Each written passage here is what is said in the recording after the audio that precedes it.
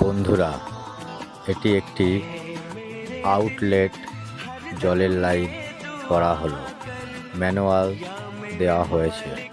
বন্ধুরা, বাড়িতে ড্রেন না থাকলে অবশ্যই বাড়ির আউটলেট জলটা জমতে থাকবে।